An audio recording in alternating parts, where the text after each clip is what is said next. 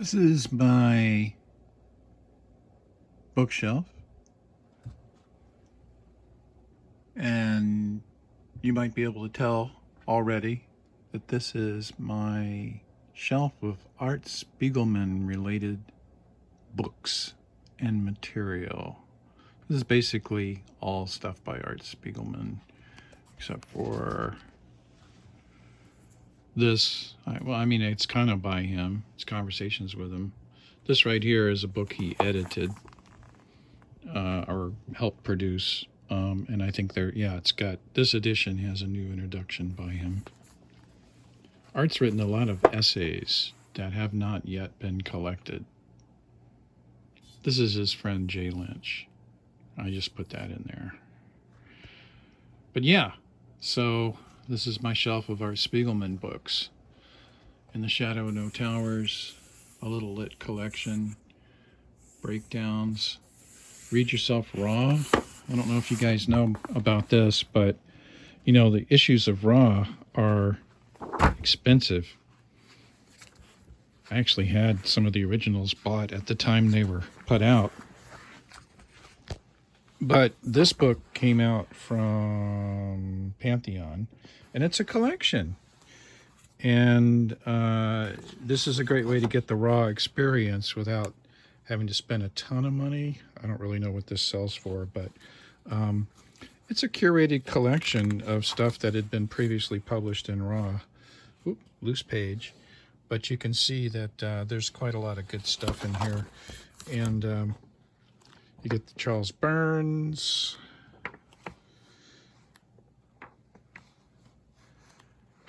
This copy, as you can see, has some water damage. So probably picked it up pretty cheaply at one point.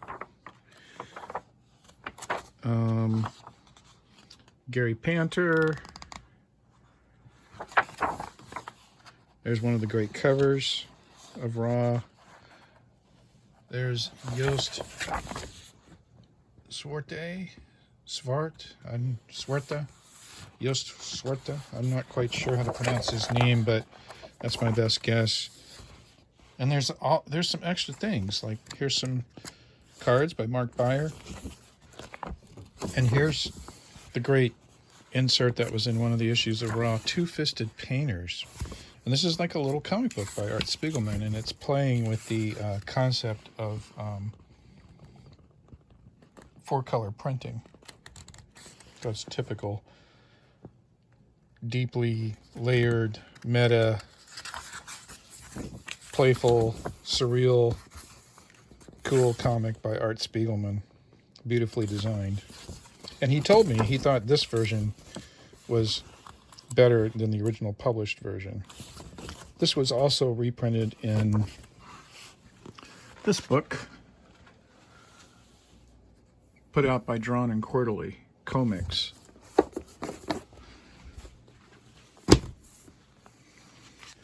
If you can get this, this is a real winner if you like Art Spiegelman stuff, because it's got tons of stuff in it. I don't know what all this stuff is, but compliments of the author. So this was sent to me free of charge, which was wonderful. Thank you very much, Art and the publisher. And yeah, it's hard to do one hand.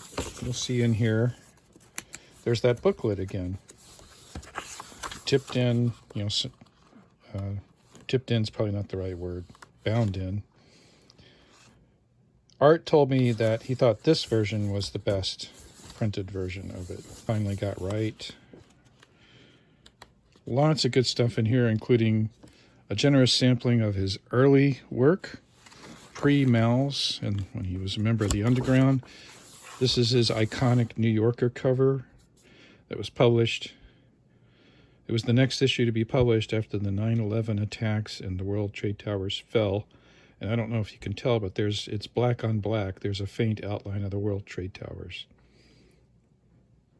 Like a lingering image after you close your eyes, looking at something bright. Here's one of his great New Yorker covers without the superimposed New Yorker logo on it.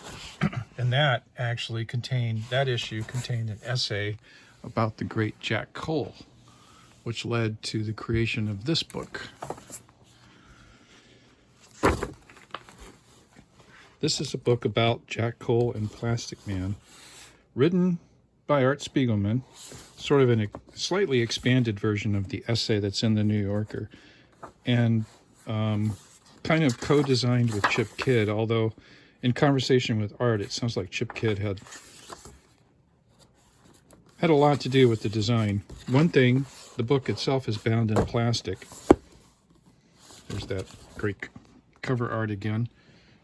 See, right there on the back cover.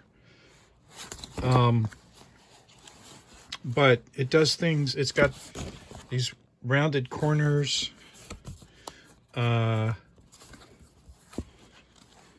You know, at the time, Chip Kidd was really, he did a book on Charles Schulz and Peanuts, too, that was very, I thought, innovative in the design layout. I'm not super crazy about the layout work on this. There's an essay by Art, and he had talked to Jack Cole's brother, who was still communicating with people at the time, and got some of this rare art and from what little the family owns, and reproduced it. And then you get reproductions of comic book stories. This is one of the most startling ones. This is from Police Comics number 22, I believe. And The Eyes Have It. And it's a story about child abuse, which makes you wonder about Jack Cole. But there's some really brutal stuff in this story. At the end, the child abuser falls into a bear trap. Let's see if I can find where that scene is. Yeah, that panel right there. Head first into one of his own bear traps. But, you know, just lots of scenes of cruelty. And this is years before Murder, Morphine, and Me, which has the infamous needle to the eye image that Frederick Wortham used to attack the form of comics. But as I was saying, I'm not that crazy about Chip Kidd's layouts. It feels kind of chaotic. And I don't know. It is an exploration, and it's better, I think, than a restrained presentation. It sort of captures the screwball energy of Jack Cole. But one of the weird things are these collages at the end. There's just like lots of pages of these collages that Kidd put together. I mean, I don't know. This feels like Kidd imposing himself too much. I would much rather they had taken these pages and had something else of value, like reprinted another Jack Cole story, or perhaps gave Art some more room to write more. Anyway, there's that book. Let's see what else there is. What's this book right here? How to Look. Ad Reinhardt. You ever heard of Ad Reinhardt? Here, let me make sure that I treat these books respectfully while I'm doing this. There. How to Look by Ad Reinhardt, Art Comics.